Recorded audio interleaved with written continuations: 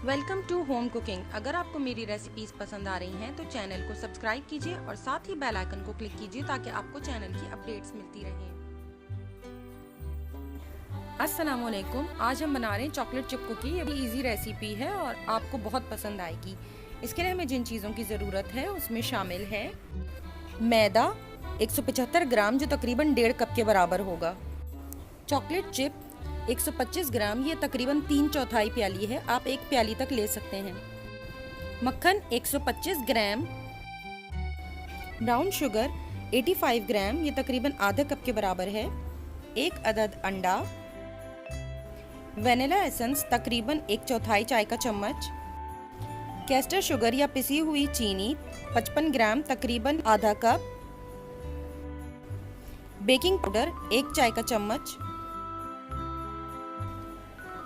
सबसे पहले एक बाउल में बटर, वनीला एसेंस, अंडा, कैस्टर शुगर, ब्राउन शुगर और बेकिंग पाउडर डालकर इसे बीट कर लें। इतना बीट करें कि ये क्रीमी हो जाए और तमाम शुगर इसके अंदर अच्छी तरह से मिक्स हो जाए। अब इसके अंदर मैदा शामिल करें और इसे भी बीटर की मदद से अच्छी तरह से मिक्स कर लें। जब मैदा अच्छी तरह से मिक्स हो जाए तो इसके अंदर चॉकलेट चिप ऐड करें और स्पैचुला की मदद से अच्छी तरह से फोल्ड कर लें। इस रेसिपी के लिए आपको बीटर की ज़रूरत नहीं है। अगर आप चाहें तो स्पैचुला की मदद से तमाम चीज़ों को मिक्स कर सकते हैं।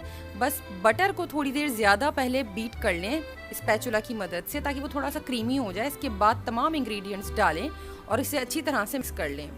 मैं यहाँ स्कूपर की मदद से इसके बॉल्स बनाकर ग्रीस ट्रे के ऊपर रख रही हूँ। स्कूपर की हेल्प से जब कुकीज़ बनाई जाती हैं तो वो इक्वल साइज़ की बनती हैं और वो इक्वल टाइम में ही बेक हो जाती हैं।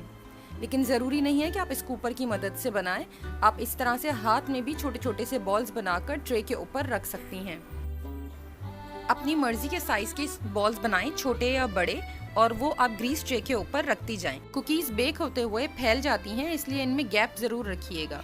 देख सकते हैं कि मेरी कुकीज़ थोड़ी सी जुड़ गई हैं और ये इवन साइज़ की भी नहीं बनी है, लेकिन जो मैंने स्कूपर की मदद से डो निकाला था वो तमाम कुकीज़ इक्वल साइज़ की बनी हैं। बस यही डिफरेंस होता है स्कूपर की हेल्प से निकालने में और अगर हाथ से हम बना रहे हैं उसमें। कुकीज़ को 200 डिग्री पर 20 मिनट के लिए बेक कर लें या फिर जब तक आपको उसका कलर अच्छा लगने लगे। इसके बाद आप उसे निकालें और 5 मिनट तक इसे ट्रे में ही रहने दें। ये इतनी सॉफ्ट होती हैं कि अगर आपने इन्हें गरम गरम निकालने की कोशिश की तो ये टूट भी सकती हैं।